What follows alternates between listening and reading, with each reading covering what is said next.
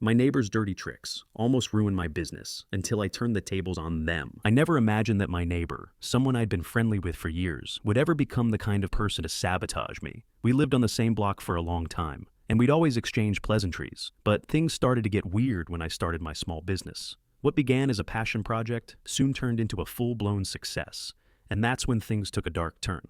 My neighbor, who had always seemed harmless, began making underhanded moves to destroy everything I had worked for. I had no idea how far they'd go, but I knew one thing: I wasn't going down without a fight. What happened next is the kind of story that'll make you rethink who you trust and how you turn the tables when someone tries to take you down. When I first started my business, it was just me, a laptop, and a few $100.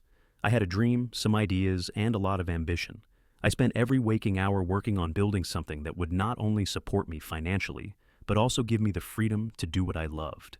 It was hard, no question about it, but I was determined to make it work. For the first couple of months, things were slow but steady. I was doing everything myself: marketing, managing finances, customer service, you name it. I had no choice but to juggle it all, but the more I put into it, the more traction my business gained. My sales began to grow, I was gaining more customers, and I started to see a little light at the end of the tunnel. But what I didn't expect was the sudden interest from my neighbor, Steve. Steve had been friendly in passing, always waving or exchanging a few words when we saw each other on the block. He was the kind of guy who seemed nice enough, a little nosy at times, but nothing out of the ordinary. I remember one day when I was working on some marketing materials outside on the porch, he came over and struck up a conversation. "Hey, how's the business going?" Steve asked, casually leaning against the fence. "Pretty good, actually. It's growing," I replied, feeling a sense of pride. "Well, that's great. I'm sure you've got a lot of competition, huh? You ever think about how you're going to stand out in the long run?" I didn't think much of it at the time. It felt like a friendly conversation. But now, looking back, I realize he was already starting to plant seeds in my mind, trying to get a feel for what I was doing. I thought he was just being curious. After all, he was my neighbor, and neighbors talk, right? At first, he seemed genuinely interested in how my business was doing, always asking for updates or offering advice. He even recommended a few local suppliers I could check out, which I appreciated. But something started to shift. It was subtle at first, almost imperceptible. I began noticing little things, small comments that made me feel uncomfortable, like when he'd mentioned the other businesses in the area that were doing things a bit better than mine. And then, the first real red flag hit. It all started with an online review. One morning, I woke up to find a new review on my business website, and at first, I thought it was just some random feedback from a dissatisfied customer. But when I read it, my stomach sank. The review was brutally harsh, accusing my business of poor service, terrible quality, and misleading advertising. The language was scathing, and the timing couldn't have been worse. I had just launched a new product line that was starting to gain traction, and now this review could potentially damage my reputation. What struck me as odd was that the reviewer didn't mention any specific incidents. There was no detail to their complaint, no reference to actual problems they had faced, just vague, sweeping generalizations. But what made it really suspicious was that the review was posted anonymously, and the profile had no other reviews or history. I did what I always did, replied professionally, addressing the concerns and offering solutions. I tried to keep the tone positive, focusing on customer satisfaction and explaining that I was open to feedback. But inside, I was fuming. Who would do something like this? A few days later, I noticed something even more unsettling. A couple of my loyal customers reached out to me, telling me they had received strange emails. The emails were disguised as promotional offers, but contained misleading information about my business practices. It was clear someone was trying to discredit me, and that's when I realized it wasn't just a random review. Someone close, was behind this. The next time I saw Steve in the yard, I couldn't shake the feeling that he had something to do with it. He was acting strangely, more distant than usual. I casually mentioned the review to him, asking if he'd seen it. "Oh yeah, I did see that," he said nonchalantly, as if it was no big deal. "It's tough. I mean, if you're not doing everything perfect, people will notice, you know?" I wasn't sure if he was trying to be helpful or subtly digging at me, but the way he said it felt a little too pointed. Maybe it was just my paranoia, but I had a gut feeling something wasn't right. The reviews, the emails, it all felt too coordinated to be a coincidence. That night, I did some digging. I checked the IP addresses linked to the fake review and the suspicious emails, but everything was linked to a general location in the area. It wasn't concrete evidence, but my suspicion about Steve started to grow. He'd been asking a lot of questions about my business lately, and I had even confided in him about some of the challenges I was facing. Could he have been the one sabotaging me? I knew I couldn't just let this go. I had to find out for sure, but I also knew I had to be careful. If Steve was involved, I couldn't risk making any rash decisions without proof. I knew I needed solid evidence if I was going to confront Steve. I couldn't just accuse him without something concrete to back up my suspicions. So, I started paying closer attention to everything he did and said. It was a delicate situation. I didn't want to let on that I was suspicious, but I also couldn't afford to ignore what seemed like a deliberate attack on my business. Over the next week, I kept a low profile. I made a point to avoid bringing up my business in conversation with Steve, even though he continued to ask about it regularly. He'd casually mention things like, "How's your website doing? I saw some traffic the other day when I was looking at it," or "Have you gotten any more reviews lately?" He wasn't just asking out of casual curiosity anymore. He was tracking my progress, as if he was trying to get an idea of where I was vulnerable. One evening, when I was outside checking on some inventory in my garage, I noticed something strange. Steve was walking by, looking at his phone. He stopped for a moment, glancing at the screen, and then quickly walked past my driveway. A few minutes later, I received an email from one of my suppliers. The email had a complaint about a shipment I hadn't ordered. The details didn't match anything I had on file, and it was clearly a mix-up, except the email came from a different email address than usual, one that didn't look legitimate. My heart started racing. Then it clicked. I remembered seeing Steve's phone screen, and I couldn't help but notice the familiar email subject line. It was a screenshot of one of my business inquiries, but with an altered address. I hadn't seen the exact details, but I recognized my own name and the subject line from my company's system. It was a red flag, and it was no coincidence. I immediately logged into my email and checked the sender's address. Sure enough, it was connected to an account that looked suspicious, something that didn't belong to any of my legitimate partners. The next morning, I checked my server logs, only to find that someone had been accessing my email accounts without my permission, using the same domain as the suspicious email address. Now, I had the proof. Steve had been accessing my email, using it to mess with my business, trying to create problems where there were none. The sabotage was personal, calculated, and aimed at breaking me down. But the real question now was, what was his endgame? Why was he going this far? I decided I had to confront him, but I knew it had to be done carefully. I wasn't going to back down, but I couldn't let him know just how much I had figured out.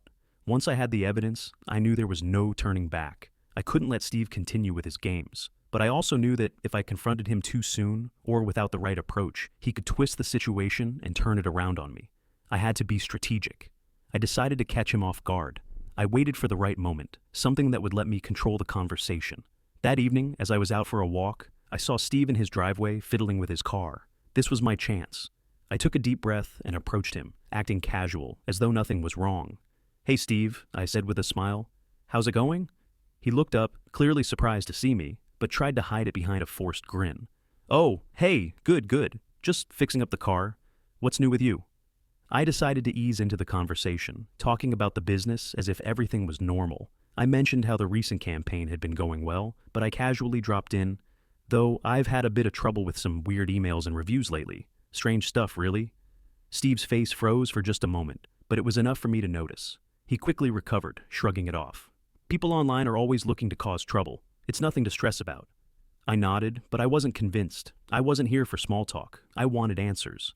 "So, you've seen some of the reviews, right? It's like someone's trying to hurt the business. It's weird, though. These emails don't match anything I've done, and some of the details are off. I had to check the server logs because there were these strange connections coming from a weird email account. Funny thing, it looks like it's tied to some of the addresses I've seen in my inbox recently." I watched his face closely. His eyes widened for a brief second before he masked it with a fake laugh. "That's crazy, man. I don't know what you're talking about." I didn't let him off the hook that easily. "I also saw some familiar email subjects on your phone a couple of days ago," I added, trying to keep my tone calm but firm. "Funny how that happens, right?" There was a pause. Steve shifted uncomfortably, his fingers tightening around the wrench he was holding. For a moment, he didn't say anything, but then, with a sigh, he spoke. "Look, you don't know what you're talking about," he said, his voice lower than before. "I didn't want to get involved, but I was trying to help you. I thought you could use some friendly competition to push you to do better." I couldn't believe it. "Help me? By sabotaging me?" I asked incredulously. He ran a hand through his hair, looking around nervously as if trying to figure out his next move. "It wasn't supposed to go this far. I just thought, if I pushed you a little, you'd get the message. I've seen how successful you're getting, and I thought, maybe you needed a wake-up call. I didn't mean to ruin your business." I felt a mix of anger and disbelief. You tried to destroy everything I've built, Steve. And for what? Because you thought I needed competition? That's not how this works. I took a deep breath, trying to steady myself. I wasn't about to let him off the hook, not after everything he had done. Listen, I'm done with this. You've crossed the line, and now it's time to face the consequences of your actions. I have all the proof I need. You can try to run from this, but you won't get away with it.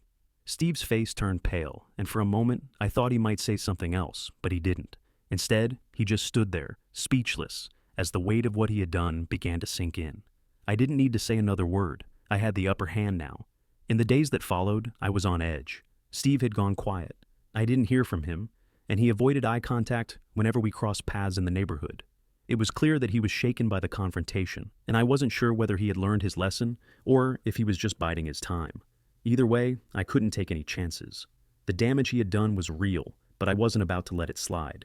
I spent the next few days consulting with my lawyer, making sure I had all my evidence in order and exploring my options. I wasn't just going to let Steve get away with trying to sabotage my business. I had worked too hard to let someone take it all away with a few calculated moves. The lawyer confirmed that what Steve had done, accessing my email, manipulating reviews, and spreading false information, was indeed illegal. It wasn't just personal, it was business sabotage, and I had the legal right to take action. Once everything was in place, I made the call. I knew it would be risky to take this route, but I didn't want Steve to think there would be no consequences for his actions. I filed a report with the authorities, detailing everything he had done. It wasn't easy, especially knowing that he was someone I had trusted, but I knew it was the right thing to do. He needed to understand that there were lines you didn't cross. At the same time, I didn't want to get bogged down by his drama. I had a business to run, and I wasn't going to let this setback hold me back. I threw myself into growing my business even more. I focused on customer relations, improved my marketing strategies, and made sure that every aspect of my business was as strong as it could be. I wasn't just defending myself. I was building something stronger, better, and more resilient. And it worked. Over the next few weeks, business started booming. My loyal customers, who had supported me through the difficult times, rallied behind me even more. They shared their positive experiences, helping to drown out the fake reviews. I invested more time into improving my services, and before I knew it, the sabotage had turned into an opportunity for growth. I had learned the power of resilience and adaptability, and the lesson that sometimes the best revenge isn't about retaliation. It's about success. Then, one afternoon, I got a call from Steve. He was apologetic, trying to explain his actions, but I wasn't having it. The damage was done, and I wasn't interested in excuses. I told him I had already moved on and that he needed to learn from this experience. He tried to offer me money as a peace offering, but I refused. Money didn't fix broken trust. I had already made the decision to cut ties with him completely. It had been a few weeks since the confrontation with Steve, and things had started to settle down. My business was growing steadily. The sabotage had been dealt with, and I felt like I had regained control. But just when I thought I could finally breathe easy, an unexpected turn of events came my way. One afternoon, I received an email that made my heart race. It was from a potential investor who had been following my business for a while. They mentioned that they had seen the negative reviews, but they were impressed with how I had handled the situation and how the business had continued to grow despite the setbacks. They wanted to discuss the possibility of investing in my company. At first, I couldn't believe it. I had been so focused on surviving the sabotage that I hadn't even considered the possibility of expanding. But now, someone saw value in my business, and they wanted to be part of it. This was the breakthrough I had been waiting for, and I wasn't going to let it slip through my fingers. We set up a meeting for the following week, and I began preparing. I reviewed all my financials, my business plans, and projections. I knew I had a solid product, but now I had to sell myself as a business leader. I had come a long way from the person who was barely hanging on, and now I had the chance to take my business to the next level. The meeting went better than I could have ever expected. The investor was impressed with my plans, the growth I'd achieved, and my ability to handle adversity. We discussed how we could scale the business and make it even more successful. By the end of the meeting, I walked out with a handshake and a commitment to a significant investment. I was on top of the world. The sabotage that had once threatened to break me had led to an opportunity that I never could have predicted. Steve's actions had unknowingly pushed me to show what I was truly capable of. If he hadn't tried to undermine me, I might never have taken the necessary steps to prove my worth to myself and others. I learned something valuable in that moment. Sometimes the worst things can lead to the best outcomes. I wasn't just surviving anymore, I was thriving, and I had built something even stronger than before. With the investor's commitment secured, I felt a sense of pride I had never experienced before. The money and resources would allow me to expand my business, hire new staff, and push into new markets. But even more than that, it was the recognition that I had done this on my own, without the help of someone who had tried to tear me down. I began to see the entire experience with Steve as a lesson in resilience. Yes, his sabotage had shaken me, but it had also made me realize my own strength. I wasn't just a small business owner struggling to get by. I was someone who could overcome challenges and come out even stronger. It was about owning my narrative and not letting anyone else define my worth. The next few months were a whirlwind. My team grew, and we were able to launch new products, reach new customers, and implement fresh strategies. We also started getting more media attention as the business made its mark in the local market. It felt like everything I had worked for was finally coming together, and I was on track to achieve the vision I had set for myself when I first started. During this time, Steve never reached out again. I didn't hear from him at all, and honestly, I didn't care. He had shown his true colors, and I had no interest in engaging with someone who had tried to bring me down. The irony wasn't lost on me. The very person who had tried to sabotage my success had inadvertently set the stage for my greatest breakthrough. One day, while I was reviewing some expansion plans with my team, I got a call. It was from a local reporter who had been following my story. They wanted to feature me in a piece about successful local entrepreneurs who had overcome significant challenges. As I spoke with the reporter, I realized just how far I had come. I wasn't just someone who had survived a setback. I was someone who had thrived because of it. When the article was published, it was a game changer. My business received an influx of interest from potential clients, new investors, and even partnerships with larger companies. It wasn't just about the money. It was about the recognition that I had built something worthwhile, something that had weathered the storm and emerged stronger. It felt like everything was finally coming together.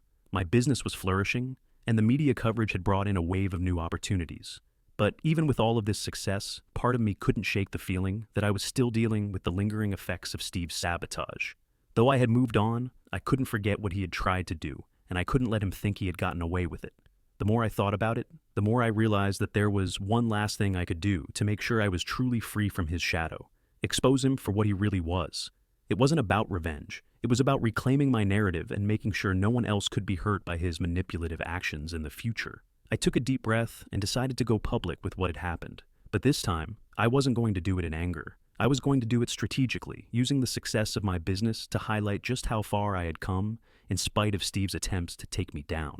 I wanted to show that sabotage could only succeed if you let it. And that's exactly what Steve had underestimated: my resilience. I contacted the local business magazine that had featured my story and asked them if they would be willing to include a section about overcoming challenges, specifically about how I had dealt with sabotage from someone I trusted. I was clear that I didn't want to make it about drama or retaliation, but about the bigger picture, how people can rise above setbacks and use adversity as fuel for success. They agreed, and a few weeks later, the piece was published. In the article, I focused on the lessons I had learned, emphasizing the importance of perseverance, support systems, and the power of taking control of your own story. There was no mention of names or direct accusations, but anyone who knew me could easily connect the dots. Steve's behavior had been revealed, and now everyone in the community could see the truth. I didn't feel vindicated, I felt empowered. By sharing my story, I had not only taken back control of my narrative, but I had also demonstrated how to turn the tables. What Steve had tried to use to destroy me had only made me stronger, and now I was using my experience to teach others how to rise above adversity. The response to the article was overwhelming. As soon as it went live, my phone started buzzing with messages from friends, family, clients, and even strangers who had read the story. People were praising my resilience and the way I handled the situation with such professionalism and grace. It was humbling to see so many people reach out and offer their support, but what surprised me most were the messages from other business owners who had faced similar sabotage or betrayal. One message in particular stood out. It was from a local entrepreneur who had been through something eerily similar to what I had experienced with Steve. They had a business partner who tried to undermine them in subtle ways, planting doubt and trying to take credit for their hard work. The entrepreneur told me that reading my article had inspired them to confront the issue head-on, and they had taken the necessary steps to protect their business from further sabotage. That was when it hit me. What I had been through wasn't just a personal story. It was a story that resonated with others. I had been dealing with something that many business owners face in silence. Sabotage, betrayal, and undermining by people you trust is more common than I ever realized. The difference was that I had decided to not just survive it, but to use it as a stepping stone to greater success. I started receiving more and more opportunities to speak about my experiences at local business meetups, workshops, and even a few podcasts. It wasn't just about my business anymore. It was about creating a platform to empower others who had faced similar struggles. I wanted to show them that they weren't alone, and that setbacks were not the end of the road, but could instead be the beginning of something greater. I found myself stepping into a leadership role, not just within my company, but within the community. I was building a network of like-minded people who believed in the power of resilience, and together, we supported each other through the highs and lows of entrepreneurship. But even as my business grew and my reputation as a leader solidified, I never forgot what Steve had done. The difference now was that I had learned to take the situation in stride. The sabotage had been a catalyst for growth, and I had turned it into something positive. Steve's actions no longer had power over me. I was the one controlling the narrative, and I was moving forward, stronger than ever. Looking back, I never imagined that something as small as a neighbor's jealousy could spark such a huge transformation in my life. The betrayal, the sabotage, it all felt like a nightmare at the time, but it turned out to be the wake-up call I didn't even know I needed. It forced me to step up, to prove to myself and everyone around me that I could overcome anything. The biggest realization I had during this whole ordeal was that no one can control your success but you. Steve tried to tear me down, but in the process, he pushed me to new heights. If I had let his actions define my path, I wouldn't be where I am today. Instead, I chose to use his betrayal as motivation to build something bigger and better than before.